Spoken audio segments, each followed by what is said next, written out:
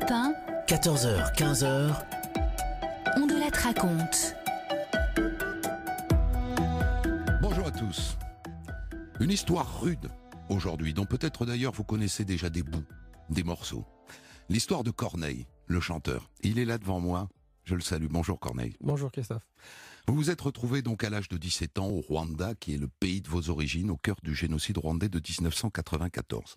Vous avez raconté en 2016 ce qui vous est arrivé dans un très beau livre paru chez XO, Là où le soleil disparaît. Le massacre donc de toute votre famille sous vos yeux et votre fuite vers la vie et vers une liberté retrouvée. C'est donc de votre livre et en utilisant vos mots, en vous prêtant juste ma voix, que j'ai tiré mon histoire d'aujourd'hui. Il se trouve que ces jours-ci, vous sortez votre 8e album, Parce qu'on aime, et on en dira un mot tout de même tout à l'heure, parce que derrière votre histoire, le contraste sera saisissant.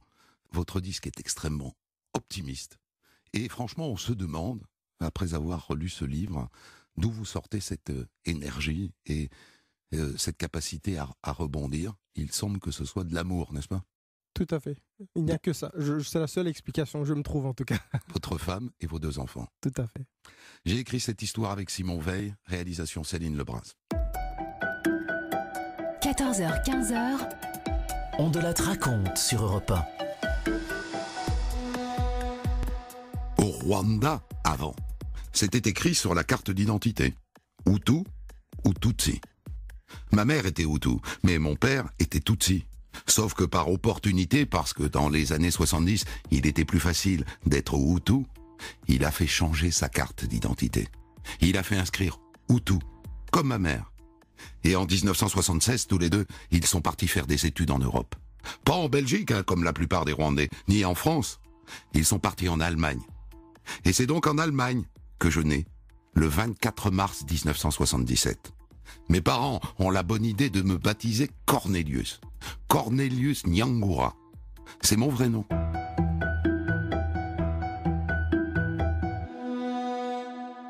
Et puis en 1983, mes parents décident de rentrer au pays. J'ai 6 ans et demi. Je veux pas partir, hein. Je me sens allemand. Et pourtant, je me retrouve à Kigali. Notre maison n'étant pas prête au début, on s'installe chez mes grands-parents, les parents de mon père, à Boutaré. Et là, je découvre ma grand-mère. « Viens donc m'embrasser !»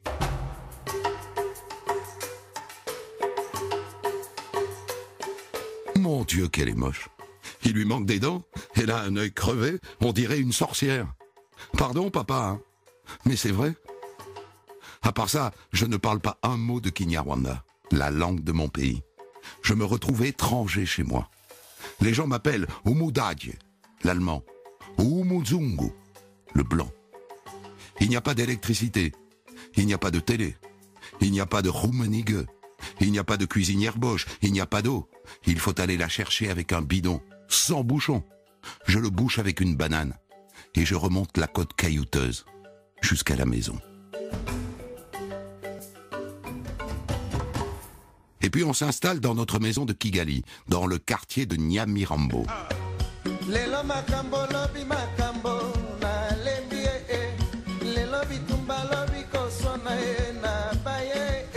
Le quartier cool de la capitale, où l'on vit au son de la rumba congolaise.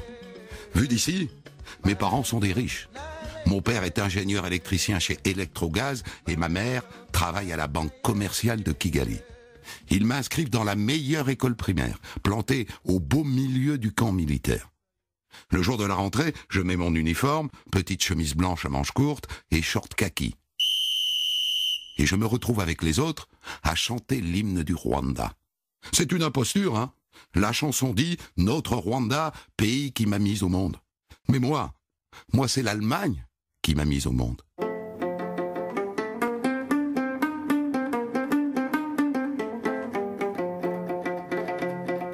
À part ça, on est 40 dans la classe.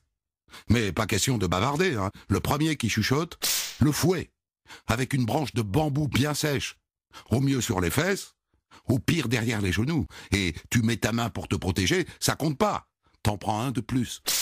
Tous les matins, l'appel. Jean, présent. Thomas, Présent. Vianney. Présent. Cornelius.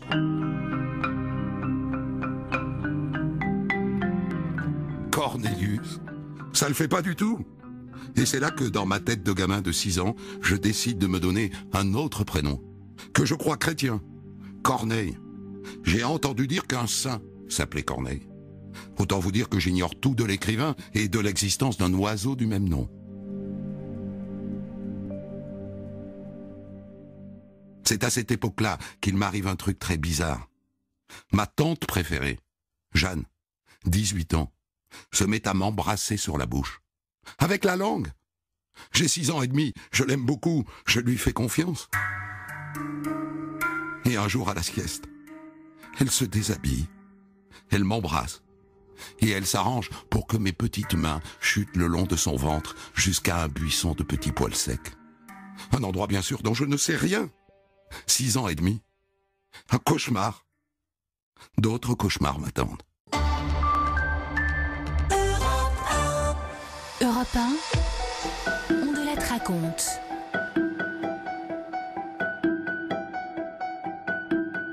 Je vous raconte aujourd'hui l'histoire du chanteur Corneille, dont la famille a été massacrée pendant le génocide au Rwanda, en 1994. Je tire mon histoire de son livre « Là où le soleil disparaît », paru en 2016 chez Ixo. Cornelius, de son vrai prénom, naît en 1977 en Allemagne, où ses parents sont étudiants. En 1983, il a 6 ans et demi et sa famille rentre au pays. Et je vous propose de le retrouver maintenant à la veille des massacres. Cornelius a 17 ans. Alors avant de vous raconter, il faut d'abord que je vous explique. Au Rwanda, depuis toujours, il y a 2 ethnies. Les Hutus et les Tutsis. Et pendant des décennies, ça se passe comme ça. Les Tutsis dirigent, les Tutsis règnent, et les Hutus sont à leur service. Quand ils débarquent, nos colons, les Belges, s'acoquinent naturellement avec les Tutsis. Ce sont eux qui décident que ça sera écrit sur nos cartes d'identité. Hutu ou Tutsi. En 1959, les Belges sont partis, les Hutus en ont assez de servir. Alors ils chassent les Tutsis du pays. En vérité, ils les massacrent. Et les survivants se réfugient en Ouganda. Et depuis plus de 30 ans, leurs enfants et leurs petits-enfants rêvent d'une revanche.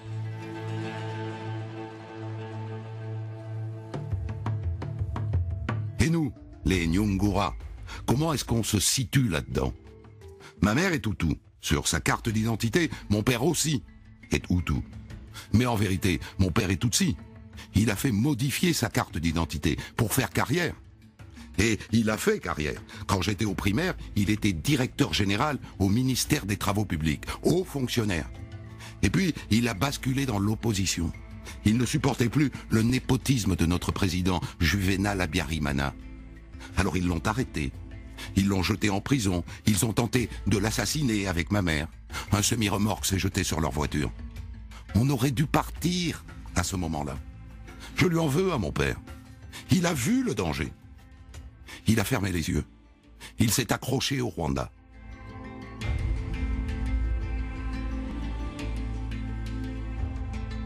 Tout ça pour dire qu'à la veille du génocide, pour les Tutsis, on est des Hutus, et pour les Hutus, on est de dangereux opposants, amis de personne, ennemis de tous.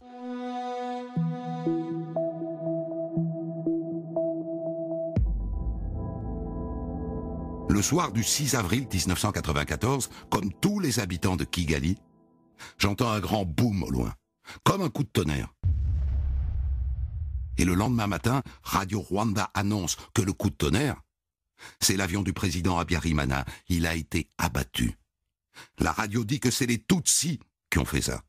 Alors c'est l'état de siège. Il est interdit de sortir. Et les copains commencent à m'appeler. Connie, Claudine a été abattue. Allô, Connie? Les parents de Frédéric ont été massacrés. Mes parents aussi reçoivent des coups de téléphone. Certains de leurs collègues ont été assassinés. Et puis d'un coup, plus d'appels. Les lignes ont été coupées. Un Un soir, ça tire chez les voisins d'en face. Le lendemain matin, mon père, ce héros, décide d'aller voir. Ma mère le traite de fou. Fais attention aux balles perdues.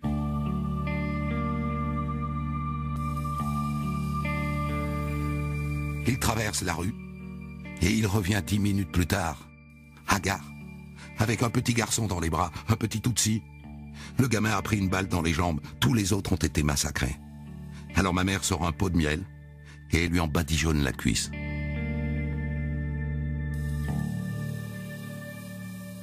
Le 15 avril, vers 2h du matin, ma mère entrouvre la porte de ma chambre. « Connie, réveille-toi, viens. » Je sors de ma chambre, panne d'électricité, il n'y a qu'une bougie. Et là, je croise les petits yeux rouges d'un soldat. Et je retrouve tout le monde assis dans le salon. Ma mère, mon père, mes 2 petits frères, Christian et Florian, ma petite sœur Delphine, la babysitter et notre cuisinier. Je m'assois près de ma mère. Un soldat avec une kalachnikov s'adresse à mon père. « Vous cachez des cafards, ici, dans cette maison ?»« Ah non, non, on ne cache pas de cafards, je vous jure. Nous sommes de fidèles partisans du président. Nous n'avons rien à voir avec ces parasites. » Il ment. Il est membre de l'opposition. Il se démène comme un diable, mon pauvre papa. Le domestique me chuchote. « Ils vont tous nous tuer. » Je lui dis « Mais non !» Et là j'entends mon père pousser un cri qui résonnera en moi pour toutes les vies qui me restent. Je me jette derrière le divan. Et de ma cachette, je sens un liquide couler sur ma tempe. C'est le sang de mon frère Christian. Ça dure une éternité. Et puis d'un coup, le silence. Je n'entends plus qu'une seule respiration, celle de ma petite sœur Delphine. Et puis, plus rien. Je sors de ma cachette. Ils sont partis. Je les regarde, ma famille, en sang et en plomb. Je suis un zombie, un ado sur 2 jambes maigrichonnes qui alla m'arracher de sa coquille. Et dans la chambre, le petit Tutsi que mon père a récupéré chez les voisins. Il n'est plus là. Lui, ils ne l'ont pas tué. Donc, c'était des Tutsis. Ils se sont fait passer pour des Hutus avec leur uniforme, mais c'était des Tutsis. Papa a fait une bourde en se faisant passer pour un proche du président. Il aurait dû leur dire qu'il était Tutsi, qu'il avait juste changé sa carte d'identité.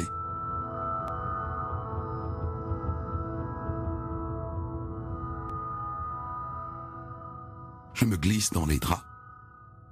Et j'attends. J'attends que cette folle nuit passe. J'ouvre les valises de mon inconscient. J'y vide le souvenir de cette nuit du 15 avril 1994. Et je ferme les yeux, en espérant qu'au réveil, maman viendra cogner à la porte pour interrompre ce cauchemar.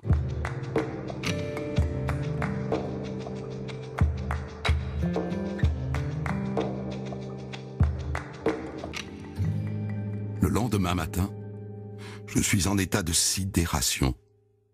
Et dehors, j'entends au loin les voisins qui commentent. « C'est une erreur. Il visait le voisin d'à côté. Il était parti. Alors ils sont allés chez eux à leur place. » Je sors de ma chambre. Je marche vers le salon. J'ose encore une fois prendre une photo mentale de ma famille, inerte, sur le divan. Je craque. Je sors de la maison. Les voisins enterrent les miens sous le papayer, dans le jardin. Je n'aide pas. Je veux vivre encore.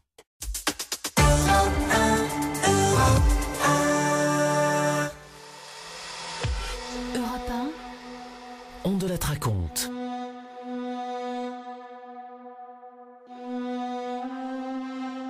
Je vous raconte aujourd'hui l'histoire du chanteur Corneille, dont la famille a été massacrée pendant le génocide au Rwanda en 1994. Une histoire que je tire de son livre « Là où le soleil disparaît », paru en 2016 chez Ixo. Cornelius, de son vrai prénom, naît en 1977 en Allemagne, où ses parents sont étudiants. En 1983, il a 6 ans et demi et sa famille rentre au pays. 10 ans plus tard, toute la famille, sa mère Hutu, son père Tutsi, ses 3 petits frères et sœurs et 2 employés de maison sont massacrés sous ses yeux à coups de Kalachnikov par un commando Tutsi.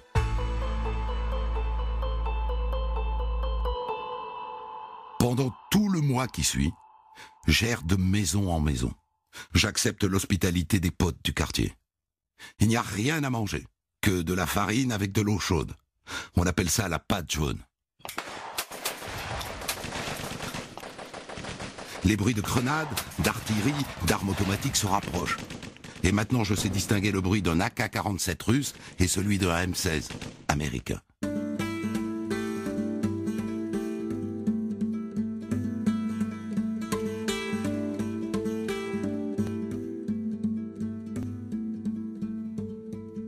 Un matin, au beau milieu de notre festin de pâte jaune, un obus.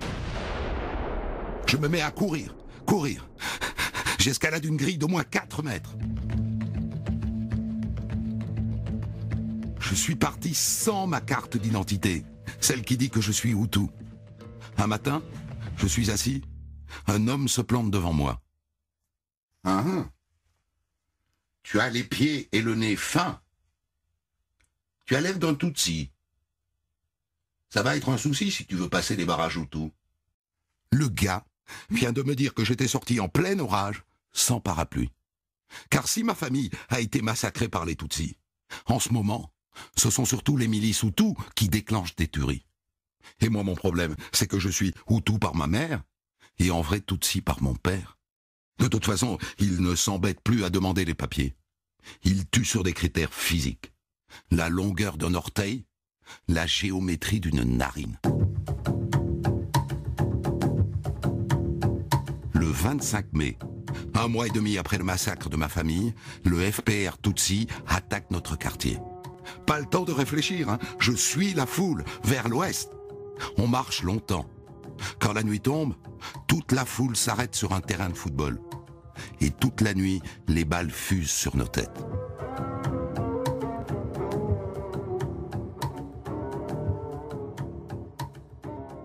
À l'aube, la marche reprend. Et soudain, nous sommes en train de descendre la colline vers le centre-ville de Kigali. Je dévale la colline. Je vole. La rage de survivre. On est 100 à courir. Je me retourne. On n'est plus que 50. Je me retourne encore. On n'est plus que 20. Je les vois tomber. Des enfants, des femmes, des vieillards. J'entends les cris de leur âme. J'entends « Mon mari est mort. Mon fils est mort. » On s'approche d'un barrage. Je gonfle mon nez. Je me fais un vrai nez de Hutu. Je gonfle mes narines jusqu'au bout de moi. Le tireur me dévisage. « Allez-y, passez. » Ça a marché.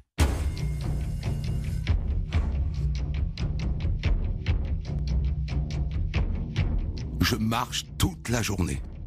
J'ai faim. Vous avez déjà eu faim? Vraiment faim.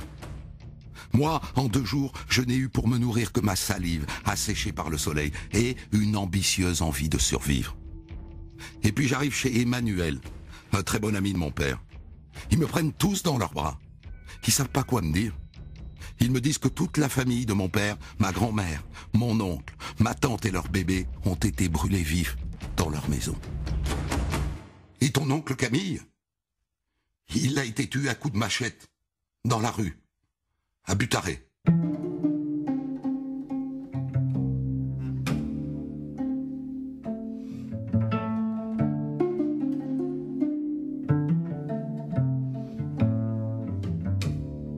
Chez Emmanuel, dans la chambre où ils m'ont installé, il y a une petite radio. Quand les gens me demandent pourquoi je déteste autant les Tutsis, je leur réponds, lisez notre histoire. Les Tutsis étaient les collaborateurs des colons belges. Ils ont volé la terre des Hutus, ils nous ont dépossédés et ils sont revenus, ces espèces de rebelles. Ce sont des cafards, ce sont des meurtriers. Le Rwanda est la terre des Hutus. Nous sommes majoritaires, ils sont une minorité de traîtres et d'envahisseurs. Nous éradiquerons l'infection. Nous les éliminerons, tous ces rebelles RPF. Vous êtes sur RTLM, la radio de la force Hutu. Restez sur vos gardes. Surveillez vos voisins. Juste après, Emmanuel vient me voir. Voilà. Il se murmure dans le quartier que je cache un cafard. Alors il va peut-être falloir que tu partes, pour te cacher ailleurs. Ce matin-là, une balle perdue traverse la cuisse d'Emmanuel. On l'emmène vers une clinique et je me retrouve seul avec sa femme et ses 3 enfants. Sa femme me confie son fils de 4 ans et demi. Elle portera le bébé. Et nous prenons la route. C'est toute une ville qui se vide. Une ville qui prend la direction du Mont Jali. À chaque tir de mortier, on plonge sur le sol. Et arrivé en haut de la colline, on dévale en courant. L'idée est d'aller à Gisenyi, encore tenu par les Hutus. C'est à 100 km, pourvu que mon nez tienne le coup. D'autant que je commence à ressentir les symptômes d'un mal familier. Une sueur froide, les muscles de plus en plus faibles, la malaria. Je fais une crise de malaria. Le fils d'Emmanuel est collé contre ma jambe. J'ai perdu sa mère, alors pas de choix. Je le prends sur mes épaules et je marche. Tant pis pour la malaria, même si mon corps a envie d'arrêter. Et soudain, je suis au bord de l'inconscience. Une odeur. Je ne la reconnais pas tout de suite. C'est le petit, il a fait ses besoins sur ma nuque. Je le fais descendre de mes épaules. Je trouve un coin discret, j'essuie ses fesses avec les feuilles d'un buisson. Je ne peux pas lui remettre son short. Alors je lui mets mon blouson autour de la taille. Et je le remets sur mes épaules. Et je me remets à marcher. Me voilà donc, 17 ans, orphelin, ni Hutu ni Tutsi ou un peu des deux. La malaria dans le corps, de la merde sur le cou, un garçon de 4 ans sur les épaules, qui marche vers là où le soleil disparaît.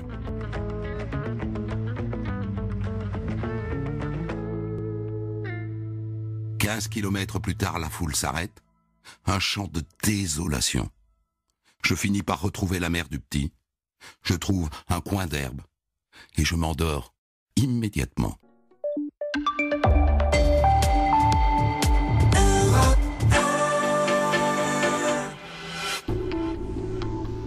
Europe 1, On de la raconte.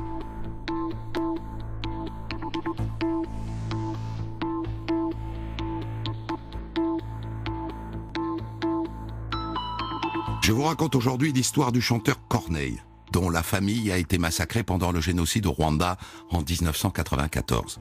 Je tire mon histoire de son livre « Là où le soleil disparaît », paru en 2016 chez Ixo. Cornelius, de son vrai nom, naît en 1977 en Allemagne, où ses parents sont étudiants. En 1983, il a 6 ans et demi, sa famille rentre au pays. Et 10 ans plus tard, toute sa famille, sa mère Hutu, son père Tutsi, ses 3 petits frères et sœurs et 2 employés de maison sont massacrés sous ses yeux à coups de Kalachnikov par un commando Tutsi. Il prend alors la route en direction de Gisenyi, il échappe plusieurs fois à la mort et il s'endort un soir épuisé après une longue journée de marche. Le lendemain, je me réveille, la malaria a gagné du terrain. Mes articulations ont pris 50 ans. Mais pas question de me demander comment je vais faire, puisqu'il faut marcher. Mon premier réflexe quand je me réveille, c'est de chercher mes lunettes. Je suis myope. Sans lunettes, j'y vois pas à 5 mètres. Je tâte le sol, à gauche, à droite. Pas de lunettes. Envolées les lunettes. Je ne panique pas. Je vais marcher. Je marche. Et dans la brume vaporeuse de mes yeux sans lunettes, soudain, je vois un crâne écrasé, aplati, explosé sous le poids d'un pneu. On me dit, surtout, il faut pas boire l'eau de la rivière, hein. Il y a des corps partout, le long de la rivière. Plus loin, une vieille dame est écroulée dans un ravin, morte. Dans son dos, il y a toujours attaché par un morceau de tissu un bébé, mort lui aussi, de fatigue, de faim, de soif. Ma malaria s'aggrave. J'ai de plus en plus de mal à marcher. Mon Dieu, si tu existes encore, prête-moi des jambes.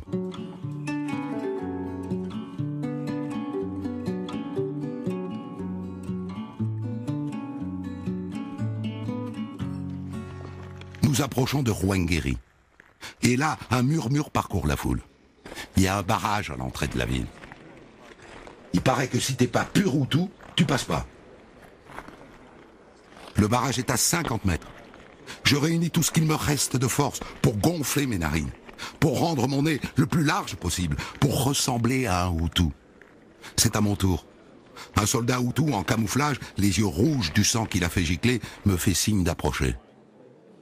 Bonjour. J'ai perdu ma carte d'identité.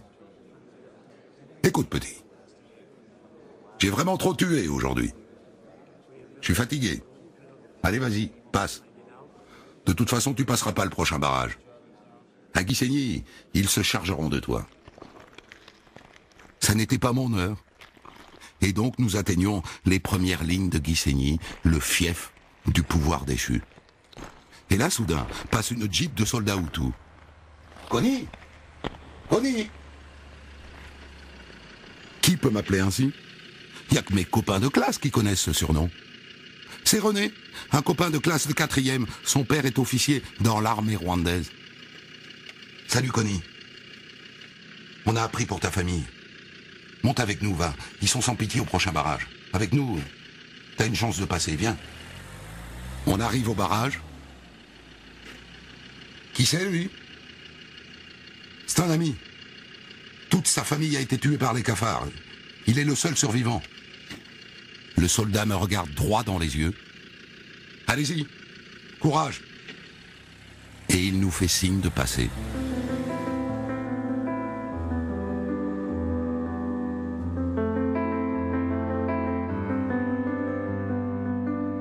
Je me souviens que je connaissais quelqu'un à Gisenyi. René me fait déposer devant. Je descends de la Jeep, je marche vers leur maison et je m'évanouis. Une amie de ma mère a su que j'étais là. Elle est venue me chercher. Nous avons passé la frontière pour nous réfugier à Goma, en République démocratique du Congo, l'ancien Zaïre. Et de là, nous avons pris un avion pour la capitale, Kinshasa. J'y suis resté 10 jours. Et le 15 août 1994, j'ai pris un vol Swissair pour Düsseldorf, en Allemagne. Pour une nouvelle vie, loin d'une terre maudite, loin du mal.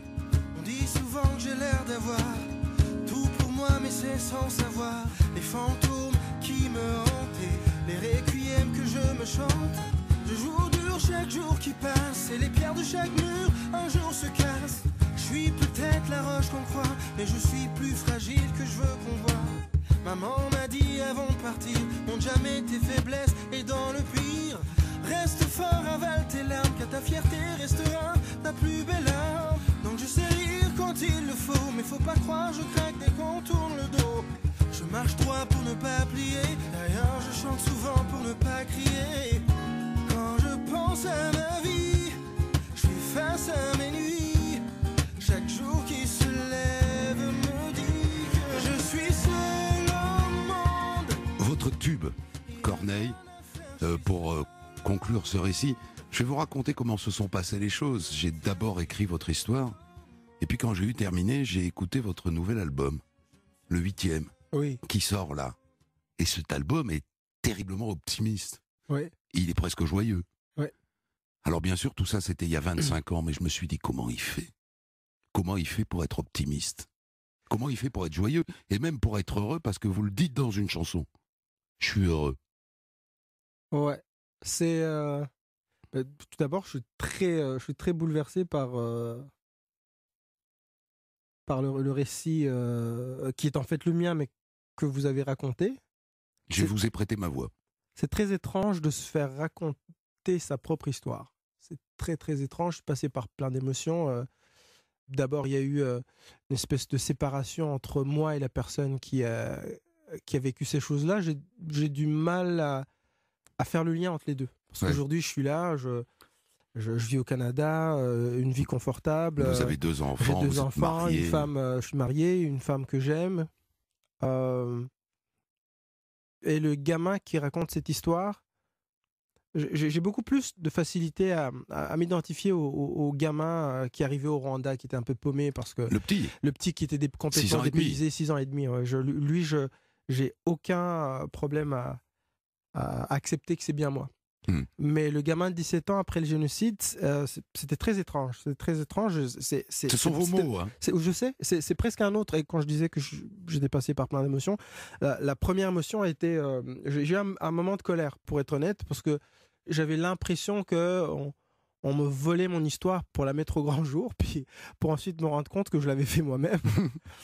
Et donc j'étais mal pris parce que je pouvais pas vous taxer d'exhibitionnisme ou de mauvaise foi, parce que c'est vrai que quand j'ai sorti mon premier album, dès que mon histoire a été un peu connue, survivant du génocide rwandais est devenu mon nom de famille. C'est-à-dire que c'est comme ça qu'on me présentait partout. Je me rappellerai toujours la première fois où je suis allé aux Victoires de musique, où j'ai chanté, qu'il a fallu me présenter.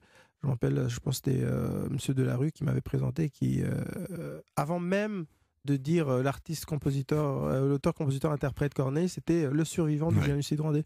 C'était un drôle de titre. C'était un titre très étrange, quand justement on se dit qu'on essaie de faire de l'art justement pour s'en sortir, finalement se rendre compte qu'on est en train de s'enfoncer de plus en plus dedans. Donc c'était très étrange comme expérience, très étrange.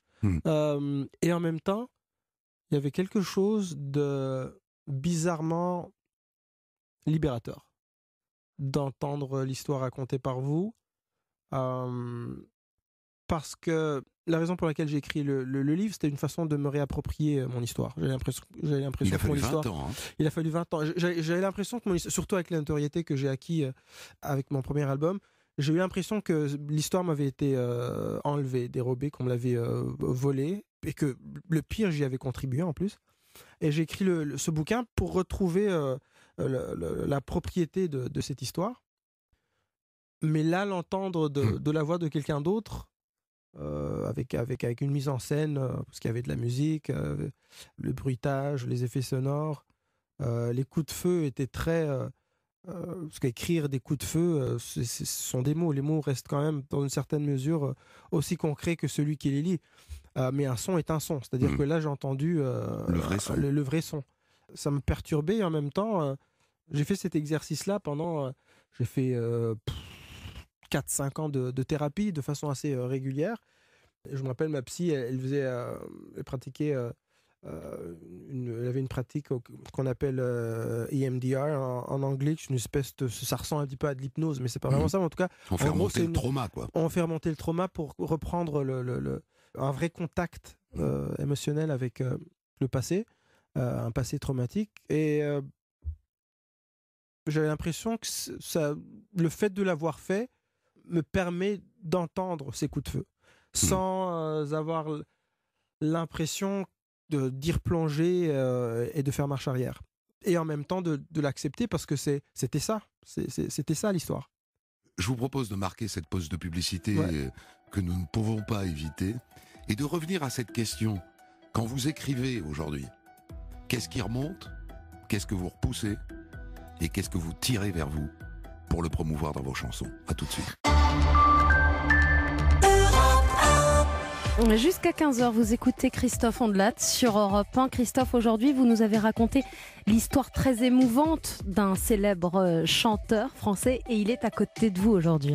Je vous ai raconté aujourd'hui, tiré de son livre paru en 2016 chez XO, Là où le soleil disparaît, l'histoire du chanteur Corneille, qui est donc là avec moi, qui s'est retrouvé au cœur du génocide rwandais de 1994, où il a vu toute sa famille massacrée sous ses yeux. Je me disais à l'écoute de votre 8e album qui sort que les chansons étaient incroyablement joyeuses, et je me demandais comment ça se passait quand vous écriviez vos chansons. Alors cet album c'est particulier, vous l'avez écrit avec votre femme, à 2 voix, mais quand vous vous asseyez à une table avec une feuille de papier et que vous laissez aller au fond vos sentiments, qu'est-ce qui apparaît en premier? Est-ce que c'est les moments très douloureux de votre vie que je viens de raconter, ou pas? Spontanément comme ça, c'est ça qui surgit? Spontanément, je pense que la première chose qui arrive, c'est l'espoir. Ou j'ai envie de dire, plus que l'espoir, le déni. Voilà. Ça, c'est juste. Oui, se dire, j'aimerais que le passé, mon passé, était différent. C'est la première chose. Et après, la raison se met à... Et la raison, c'est l'espoir. Et la raison, c'est l'espoir. La raison, c'est je vais transformer tout ça, et je vais en faire quelque chose de beau. Ouais. C'est complexe comme question. Parce que mon premier album, dont je fais une lecture complètement différente Du grand public, vous voulez dire? Oui. Nous, on le lit au sens littéral. Non, même par rapport à mon état d'esprit au moment où j'ai écrit l'album. Il y a des chansons que j'entends aujourd'hui ou que je chante aujourd'hui en concert et dont je fais une lecture tout autre. Parce que j'ai l'impression qu'il y a une grande partie de cet album a été écrit par mon inconscient. Je ne pense pas que j'avais les capacités cognitives ni la solidité psychologique pour écrire ce que j'ai écrit dans mon premier album. Il y a une autre entité, une autre dimension de moi qui a écrit cet album-là, mais il était très vrai. Quand je parle de solitude dans Le Monde, c'était très honnête. Et je pense que j'ai perdu un petit peu de cette honnêteté à travers les années, au fil du temps, avec les albums qui ont suivi. En fait, personne ne vous le reprochait d'ailleurs, mais vous auriez pu passer votre vie à écrire sur votre douleur, à écrire sur votre trauma. Oui, parce que mais vous vous en empêchez. La vie m'en a empêché quand même. C'est très difficile de vouloir parler de ces traumas quand on rencontre au quotidien la joie des enfants. La joie des enfants, et même avant les enfants. Des gens qui te disent « On vous aime, est-ce que vous écrivez, ce que vous chantez nous fait du bien ?» Oui, mais quand ils partent, les gens, quand on se retrouve tout seul à la table pour écrire la chanson. On est seul avec son passé. Mais on retrouve les gens le lendemain. Et c'est un cycle qui ne termine jamais. Vous diriez aujourd'hui que vous vous obligez à être optimiste? Vous vous obligez à être joyeux? Plus maintenant, mais je l'ai déjà fait. Je me suis déjà forcé à être optimiste. Je me suis déjà borné, obstiné à vouloir faire de l'avenir quelque chose d'inévitablement bon et heureux. Quand on lit votre livre, qui est vraiment la base de mon histoire, dont j'ai repris les mots, on voit que vous avez, même sous les mots, du mal à dire les choses. Il faut donc aller les deviner, en vérité, les choses. Entre les mots, on vous a beaucoup reproché de ne pas pleurer quand vous chantez les chansons du premier album, par exemple. J'en ai conclu que vous étiez quelqu'un d'extrêmement pudique. Très. Et qu'au fond, vous ne pourriez jamais la raconter totalement, cette histoire. Je l'ai racontée à une seule personne, ma femme. Et je la raconterai un jour à mes enfants.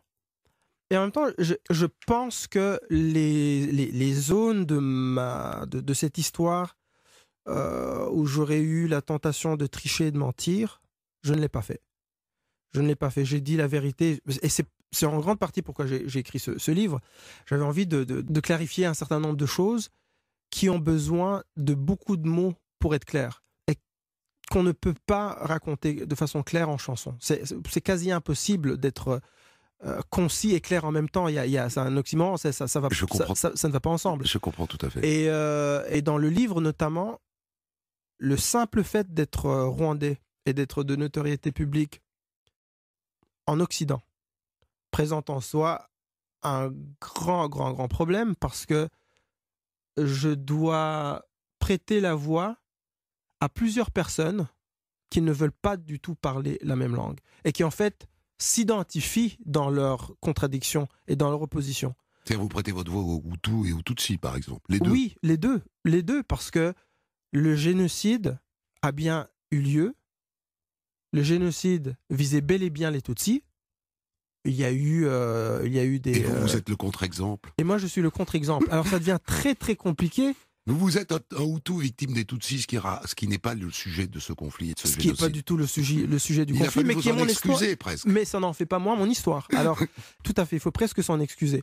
Et ça devient très, très complexe. Et j'ai essayé de l'expliquer dans le livre, avec un succès relatif. Mais comme tous les conflits qui opposent les hommes, pour me munir d'une machette ou d'une arme automatique et venir et assassiner toi et toute ta famille, je dois m'investir d'une raison.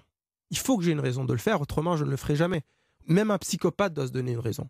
Il faut trouver une raison à le faire, et malheureusement, ces raisons persistent avec le temps. Il y a très peu de tueurs qui arrivent à un niveau d'examen psychologique où ils se disent eux-mêmes « j'ai souffert, ou je souffre toujours d'une pathologie qui m'a amené à... » et j'en suis le seul responsable, et ça n'avait pas lieu d'être. Il y a très peu, tous les tueurs ont une raison, les grands tueurs, en tout cas les tueurs de masse, sont toujours investis d'une mission et d'une raison. On va marquer une nouvelle pause. Il y a des fois où on déteste la publicité et on se retrouve de l'autre côté.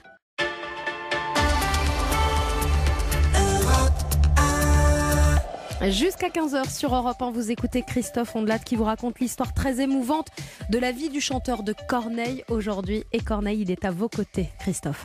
Je vous ai raconté aujourd'hui, tiré de son livre paru en 2016 chez XO, Là où le soleil disparaît, l'histoire du chanteur Corneille qui est là avec moi et qui s'est donc retrouvé au cœur du génocide rwandais en 1994 où toute sa famille a été massacrée sous ses yeux. Peut-être pour un peu de légèreté, j'ai adoré l'anecdote sur le choix de ce qui finalement a été votre nom de scène. Pendant toutes ces années, là, ces 10 années où vous avez décidé, vous, dans votre tête, de vous appeler Corneille, alors que sur le papier, vous vous appelez Cornelius, et en fait, si j'ai bien compris, beaucoup de gens vous appellent Connie. Ouais. On vous appelle Corneille, finalement, là-bas, à ce moment-là? Ouais. Oui, on essaye. En plus, Corneille, ça reste quand même, ça a une sonorité franco, en tout cas française. Et le Rwanda n'était pas, définitivement pas à l'école où j'allais. C'était pas une école francophone. On parlait Kinyarwanda. Le français était la deuxième langue. Très peu de gens parlaient français. Même les profs, je pense, parlaient un français approximatif. Donc ils n'arrivaient pas à prononcer Corneille. Donc ça donnait colonel, ce qui finit par dire colonel, donc un grade dans l'armée, et donc il s'en sortait pas. Et Connie, en fait, c'était un petit nom que mes parents m'avaient donné, et donc je me suis occupé à le distribuer autour de moi pour qu'on arrête de... Donc c'était Connie finalement. Bon, voilà, c'était Connie. Ouais. Pendant toute cette période, c'était Connie. Ouais.